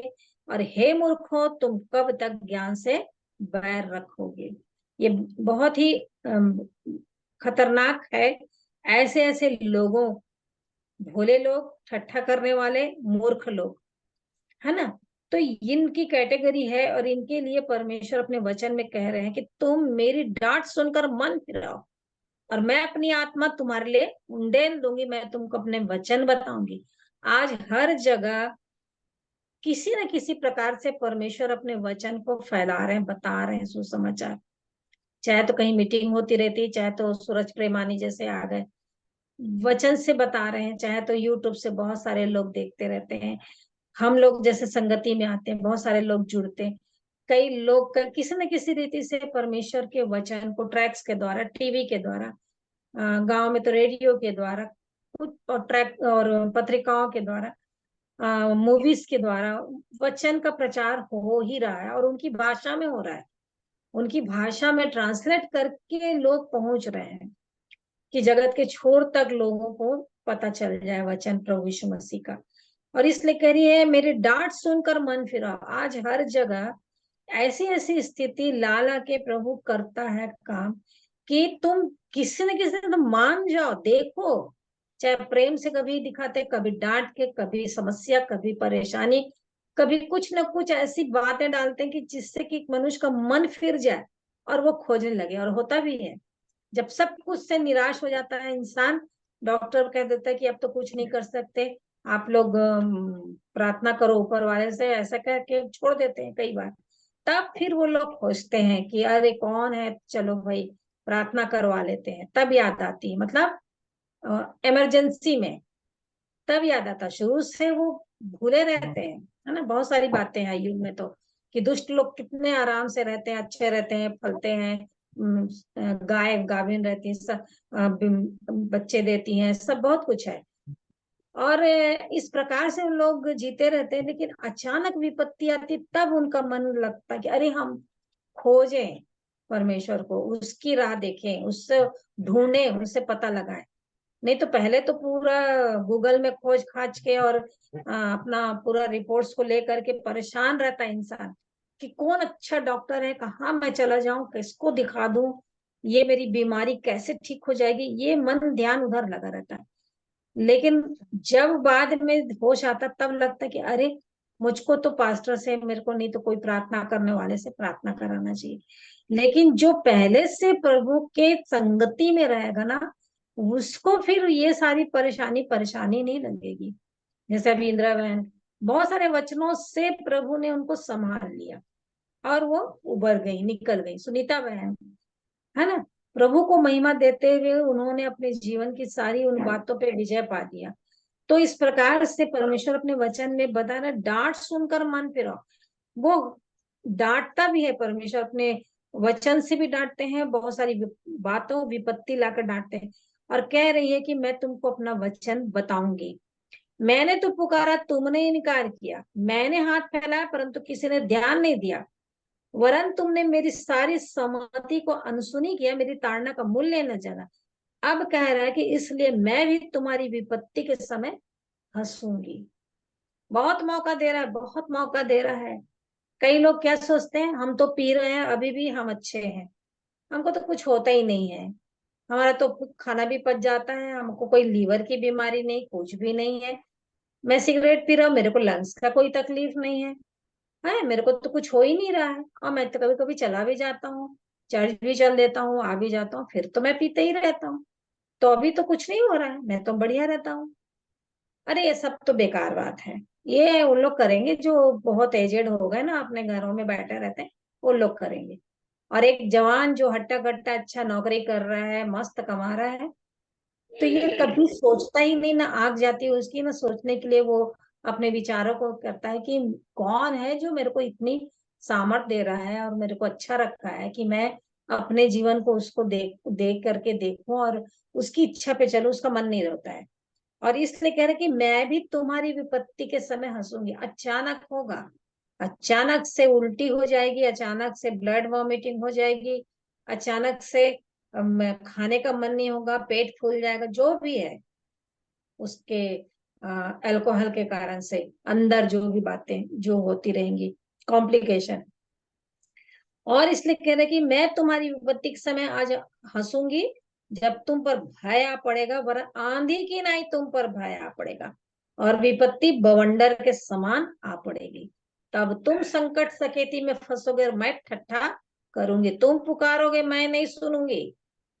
वो मुझे यत्न से तो ढूंढेंगे परंतु नहीं पाएंगे, क्योंकि उन्होंने ज्ञान से बैर किया और यहोवा का वचन मानना उनको ना भाया, वरन उन्होंने मेरी सम्मति ना चाही, वरन मेरी सब ताड़नाओं को तुच्छ जाना। अपनी करनी का फल आप भोगेंगे, अपनी युक्तियों के फल से आघा जाएंगे। सब बातें क्लियर क्लियर लिख दी गई है कि ये सब होगा और उस समय कोई बचाने वाला नहीं रहेगा। अभी इतना अच्छा सरल उपाय है, वचन है, सुनो, मन फिराओ, पापों से पश्चाताप करो, प्रभु के पास आओ, प्रभु यीशु मसीह को अपना जीवन दे दो, उद्धार करता करके ग्रहण कर लो सरल हृदय से। और वचन पे मन लगा के प्रार्थना का जीवन और संगति का जीवन, उसके साथ बने रहने का जीवन, कितना आनंद आता है, कितना आनंद आता है। ये सारी बातें छोड़ करके ये लोग संसार में और उसकी दुष्टता की बातों में मन लगाए रहते हैं। और इसलिए कहता है कि ऐसे लोग अपने निश्चिंत रहने के कारण मूल लोग क्या हो जाएंगे, नाश हो जाएंगे, खुद ही घात किए जाने का कारण हो जाएंगे। वो लोग खुद ही ऐसे हो जाएंगे, भोले भोले लोगों का भटक जाना। तो इस प्रकार से उन पर विपत्ति अचानक आ पड़ेगी और हमारे ऊपर भी अचानक आएगी। नहीं, अभी लूका 21 के 34 से पढ़े। लेकिन हमको तो कह रहा है कि जागते रहो और प्रार्थना करते रहो। हमारे पास अवसर है, सारे लोगों पर आएगी, लेकिन हमको बचना है। तो बचने के लिए वो खुमार मतवालापन और जीवन की चिंता, ये सारी बातों से हट करके जागते रह करके प्रार्थना करते रहना है। और इसी विपत्ति के साहस को नहीं छोड़ने के लिए अपने वचन में गिनती 14 से एक उदाहरण को देखते हैं। गिनती 14 कि उस समय के लोग जब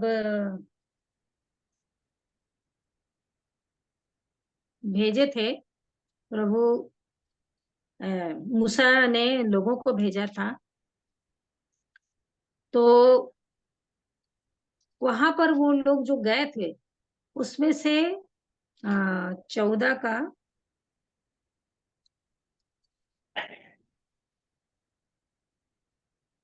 14 नहीं 13 अध्याय में है, लिखा है हेडिंग में, इसराइलों के कनान देश में जाने से नाश करने और उनके दंड पाने का वर्णन है। तो यहाँ पर मूसा से परमेश्वर जो बोले थे कि मैं इसराइलों को जो दूंगा कनान देश, उसका भेद लेने के लिए पुरुषों को भेजना करके, तो इस प्रकार से पुरुषों को जो भेजते हैं और उनके पूरे नाम पूरे लिखा हुआ है, जो भी है हर गोत्र से पूरे नाम के लोग जाते हैं, और उसमें यहोशू भी जाता है और कालेब भी जाते हैं। तो मैं शॉर्ट में बता रही हूँ। और ये लोग जा करके आते हैं, तब लोग कहते हैं कि वहां का देश तो अच्छा है, उपजाऊ है, वहां से वो लोग लेके भी आ जाते हैं। 23 पद में, तब वे अशकोल नाम नाले तक गए और वहां से एक डाली दाखों के गुच्छे समेत तोड़ ली और 2 मनुष्य उसे एक लाठी पर लटकाए हुए उठा ले चले गए, और वे अनारों और अंजीरों में से भी कुछ कुछ ले आए। इजरायली वहां से जो दाखों का गुच्छा तोड़ ले आए थे, इस कारण उस स्थान का नाम एशकोल, दाखों का गुच्छा नाला, रखा गया। 40 दिन के बाद वे उस देश का भेद लेकर लौट आए। अब उसके बाद वो लोग तो लेकर के जब आ गए, तो वो लोग क्या कर रहे हैं, उस जंगल में, पारान जंगल के देश में, स्थान में मूसा और हारून इसराइलियों की सारी मंडली के पास पहुंचे और उनको और सारी मंडली को संदेशा दिया। अब क्या बोल रहे हैं, वहां का देश का फल दिखा रहे हैं, सब कुछ कर रहे हैं, वहां के वर्णन की बात, वहां का वर्णन भी कर रहे हैं कि हम लोग गए थे तो सचमुच वहां पे दूध मधु की धारा बहती है, ऐसा वैसा सारी बात बता रहे हैं। परंतु 28 पद से क्या बोलते हैं, परंतु उस देश के निवासी बलवान है, उसके नगर गढ़ वाले हैं और बहुत बड़े हैं, और फिर हमने वहां अनाकवंशियों को भी देखा है। दक्षिण देश में तो अमालेकी बसे हुए हैं, और पहाड़ी देश में हित्ती, यबूसी और एमोरी रहते हैं, और समुद्र के किनारे किनारे और यरदन नदी के तट पर कनानी बसे हुए हैं। पर अब इतने लोगों में से ये 10 लोग क्या कर रहे हैं, मंडली को बता रहे हैं कि ये तो बहुत अच्छा है, ये सब कुछ है, परंतु जब उन लोग ने उन लोगों को देख लिया, नागवंशियों को, बड़े बड़े बलवान हैं, तो इन लोग क्या डर गए, और इन लोग कह रहे हैं कि वहां पर ऐसे ऐसे लोग बसे हुए हैं। पर 30 पद से, कालेब ने मूसा के सामने प्रजा के लोगों को चुप कराने की मनसा से कहा। अब वो चुप करा रहे हैं कालेब और यहोशू जो कहते हैं, और क्या कह रहे हैं, हम अभी चढ़ के उस देश को अपना कर लें, क्योंकि निसंदेह हम में ऐसा करने की शक्ति है। पर जो पुरुष उसके संग गए थे उन्होंने कहा, उन लोगों पर चढ़ने की शक्ति हमें नहीं है, क्योंकि वे हमसे बलवान हैं। ये विपत्ति के समय साहस छोड़ दे तो तेरी शक्ति बहुत कम है। ये लोग विपत्ति को देख रहे हैं कि बड़े बड़े लोग हैं, बलवान है, अनाकवंशी हैं, और हम उसके सामने कुछ भी नहीं है। वहां पर लिख रहा है ना लास्ट में 33 में, फिर हमने वहां नपीलों और अर्थात नपीली जाति वाले अनाकवंशियों को देखा, और हम अपनी दृष्टि में तो उनके सामने टिड्डी के समान दिखाई पड़ते थे, और ऐसी ही उनकी दृष्टि में मालूम पड़ते थे। ये लोग डर गए, परमेश्वर पर विश्वास करने वाला जीवन गया। इसलिए कह रहा परमेश्वर का वचन कि विपत्ति के समय यदि तू सांस छोड़ देगा तो तेरी शक्ति बहुत कम है। मेरा विश्वास कहाँ है, मेरा विश्वास जीवते परमेश्वर पर है कि नहीं, क्योंकि वो मेरे साथ है। दाऊद की तरह 23 भजन में कहता है कि वो मेरा चरवाहा है, मुझे कुछ घटी नहीं होगी। वो मुझे यदि मृत्यु की तराई में से भी होकर चलूं तो भी नहीं डरूंगा हानि से, क्योंकि वो मेरे संग है। और ये कह रहे हैं, कालेब कह रहा है कि हम में शक्ति है ऐसा करने की, लिखा है, क्योंकि निसंदेह हम में ऐसा करने की शक्ति है।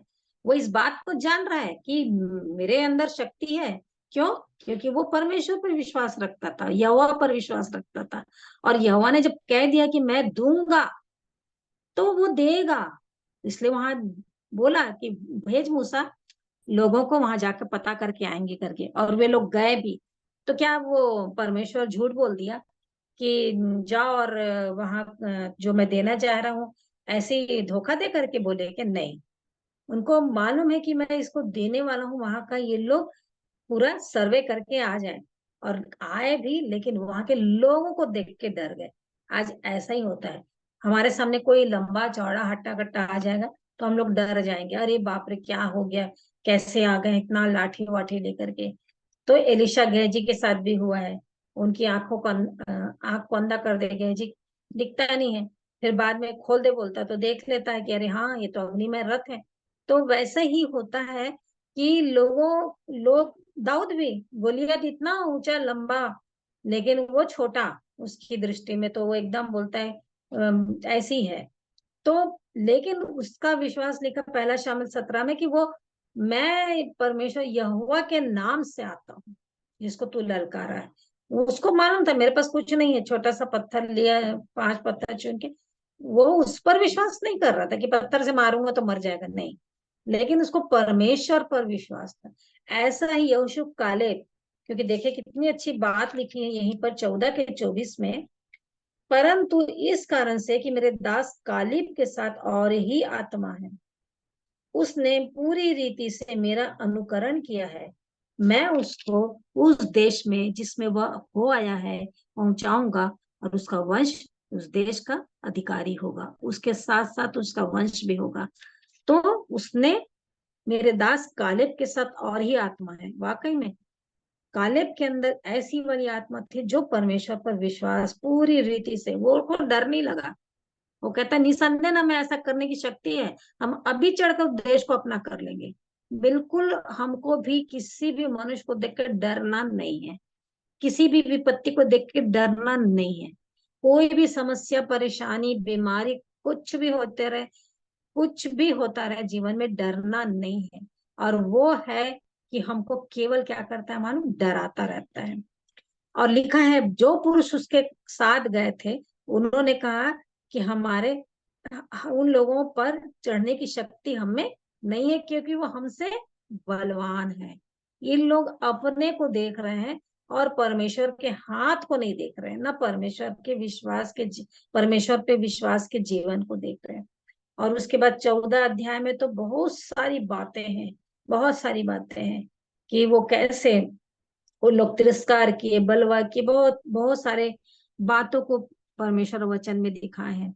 और 14 के 6 में लिखा, नून का पुत्र यहोशू और यपुन्ने का पुत्र कालिब, जो देश के भेद लेने वालों में से थे, अपने अपने वस्त्र फाड़कर इजरायलों की सारी मंडली से कहने लगे कि जिस देश का भेद लेने को हम इधर उधर घूम कर आए हैं वह अत्यंत उत्तम देश है।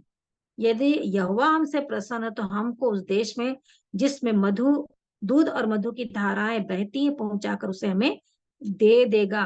केवल इतना करो कि तुम यहोवा के विरुद्ध बलवा ना करो, ना तो उस देश के लोगों से डरो क्योंकि वो हमारी रोटी ठहरेंगे, छाया उनके ऊपर से हट गई है, यहोवा हमारे संग है, उससे ना डरो।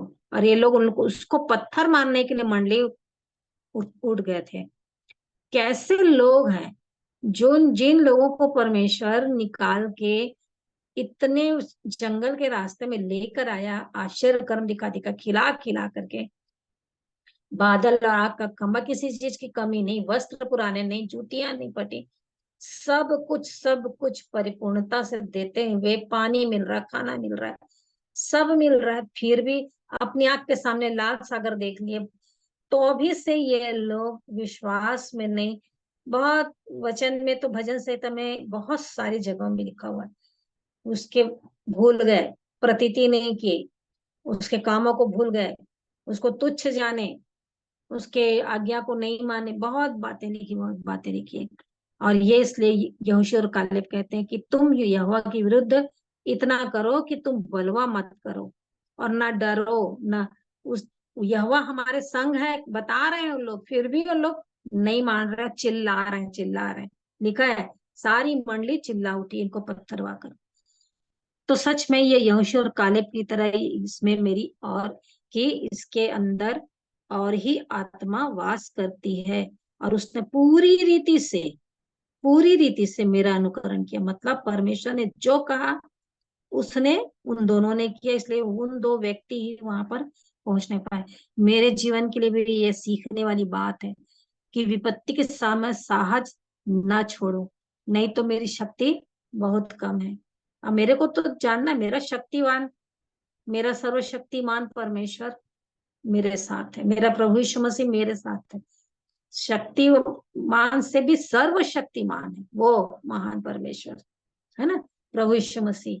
सारी स्वर्ग और सृष्टि और पूरे बनाने वाला परमेश्वर जब मेरे साथ है, मेरे को किस बात का डर, किस बात का डर, कुछ भी बात का डर नहीं। यहोशू और कालेब की तरह शक्ति विपत्ति के समय साहस नहीं छोड़ना है, और बिल्कुल हमको हियाव के साथ आगे बढ़ना है।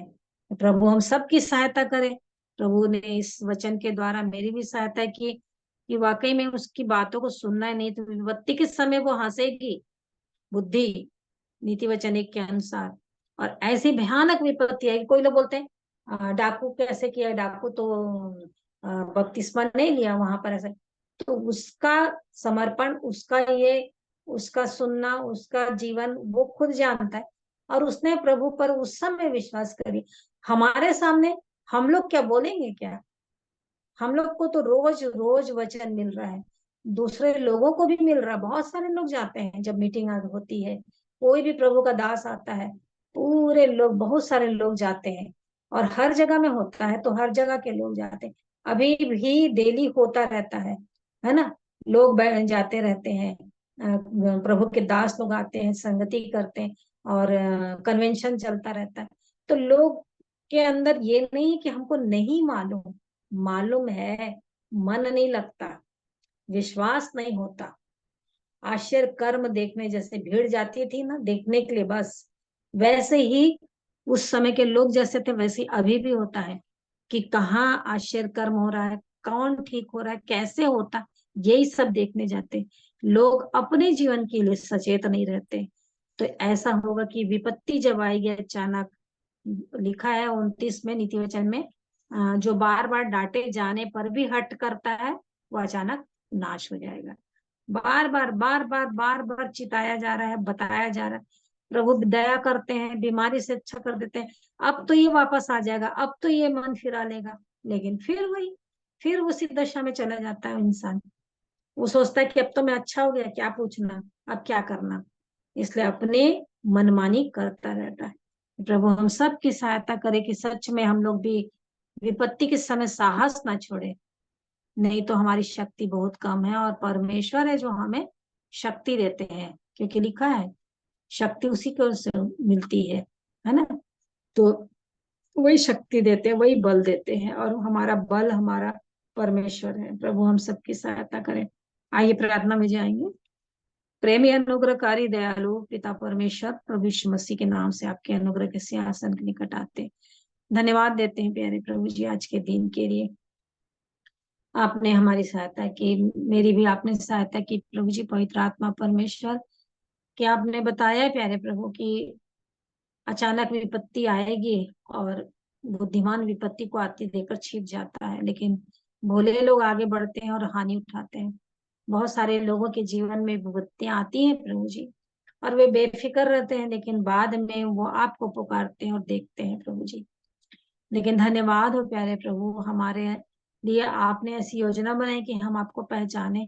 हम केवल इमरजेंसी में नहीं, परंतु हम सच में हमेशा हमेशा हर दिन हर पल आपके साथ रहना चाहते हैं। आप हमारे जीवन में बने रहे, आपकी उपस्थिति हमारे जीवन में बनी रहे प्रभु जी। हम आपके वचन को रोज सुनते रहे, आपके वचन के द्वारा प्रभु जी जीवन में चलने में आप हमारी सहायता करें पवित्र आत्मा परमेश्वर। इसलिए प्रभु जी जो वचन आप दिखाते हैं, सिखाते हैं प्रभु, उन सारी बातों में हम सब की सहायता हो, कि हम प्रभु जी इस बात को एहसास करें, विश्वास करें कि आप हमारे साथ हैं। हमें किसी भी मनुष्य को देख के डरना नहीं है, कोई भी समस्या को देख के, कोई भी बीमारी को देख के, कोई भी परेशानी को, कुछ भी होता रहे, प्रभु जी आप सर्वशक्तिमान, सर्व सामर्थी, सर्वव्यापी परमेश्वर, आप हमारे साथ हैं। प्रभु यीशु मसीह जो मृत्यु पे जय पाने वाले हमारे साथ हैं, तो प्रभु हमें किस बात की डर। बस प्रभु जी हम आपकी इच्छा के अनुसार चलने पाए, क्योंकि सारा काम, लड़ाई, युद्ध आपका है। इसलिए प्रभु जी हम आपकी आज्ञाकारिता में आगे बढ़ने पाए, हम कभी साहस न छोड़े, आपकी ओर ताकते रहें और यीशु मसीह की ओर देखते रहें, क्योंकि वही हमें बल देंगे, वही हमें सामर्थ्य देते हैं और वही हमें युद्ध करने के कौशल को दिखाते हैं। तो सब बातों के लिए हम आपका धन्यवाद करते हैं प्रभु जी। और जितने भी हम सब ने इन वचनों के द्वारा मन लगाया प्रभु जी, सच में हमारा भी जीवन यहोशू और कालेब की तरह विश्वास में दृढ़ रहे, कि प्रभु जी आप जैसे कालेब के लिए कहा कि उसमें उसके साथ और ही आत्मा है और उसने पूरी रीति से मेरा अनुकरण किया है, इसलिए मैं उसको और उसके वंश को वो देश दे दूंगा। प्यारे प्रभु जी आप हमारी भी सहायता करें। जिन बातों को आप इन शास्त्र में, बाइबल में प्रभु जी दे दिया है हमारे जानने के लिए, दृष्टांत को प्रभु जी, करेक्टर को, इन सारी बातों से हम केवल पढ़ के निकल के जाने वाले नहीं, परंतु उससे सीख कर उसमें बनकर बलवंत होने पाए।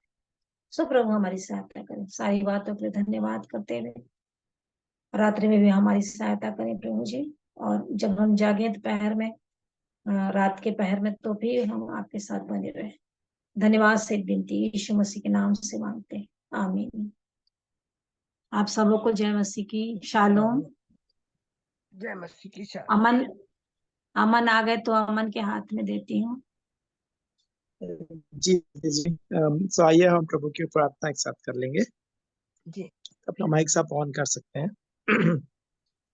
हे हमारे पिता, आप जो स्वर्ग में हैं, सब में आपका नाम पवित्र माना जाए, आपका आपका राज्य आए, राज्य पे आपकी इच्छा जैसे स्वर्ग में पूरी स्वर्ग होती में है पूरी होती है, वैसे इस पृथ्वी पर भी वैसे ही पूरी हो। हमारी पृथ्वी पर भी पूरी हो। हमारे दिन भर की रोटी आज हमें दे, और जिस प्रकार हमने अपने अपराधों को क्षमा किया है, वैसे ही आप भी हमारे अपराधों को क्षमा करें, अपराधों को क्षमा करें और हमें परीक्षा में और ना हमें लाए, परीक्षा में न डालें, बुराई से बुराई बचाएं, से बचाए, क्योंकि क्योंकि राज्य और पराक्रम और महिमा सदा आपकी सब है। आपके हैं। आमीन आमीन। आमीन। आमीन आमीन आमीन। परमेश्वर पिता का प्रभु यीशु मसीह में धन्यवाद देते हैं आज की संगति के लिए, और हर एक प्रियो का जो इसमें जुड़े, जिन्होंने अगुवाई की। हम परमेश्वर पिता का धन्यवाद देते हैं ज्योति आंटी के लिए, जिनके द्वारा ये वचन हम तक पहुंचने पाया प्रभु का, और इंदिरा आंटी के लिए भी, उस गीत के लिए जंगली दरख्तों के दरमियान, जैसा वो आंटी जी गा रही थी, उससे मैं प्रभु का धन्यवाद देता हूँ। मेरा भी बहुत ही प्रिय गीत है वो, और प्रभु सच में स्तुति बड़ाई प्रशंसा के योग्य है। सो प्रभु आंटी जी को भी पूर्ण चंगाई प्रदान करें और हर एक जनों को और अपने मार्गों में बढ़ाते जाएं। सो हम कल फिर प्रभु के दया अनुग्रह में जुड़ेंगे। आप सभी आमंत्रित हैं, आप दूसरों को भी आमंत्रित कर सकते हैं। मैं लिंक 7 बजे ही ऑन करूंगा, जितने प्रिय जुड़ सकते हैं जब भी आप आमंत्रित हैं जुड़ने के लिए, और ताकि हम प्रभु के चरणों में बैठकर उनसे विनती, निवेदन, प्रार्थना, स्तुति, आराधना, गवाहियां और वचन के भाग से सीखने पाए, प्रभु में बढ़ते जाएं। सबको धन्यवाद। और यदि कोई कुछ कहना चाहते हैं तो अभी अवसर है।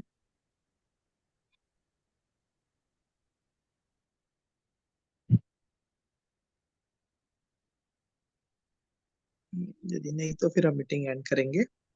Good night, shalom. Shalom, shalom. Good night. Good night.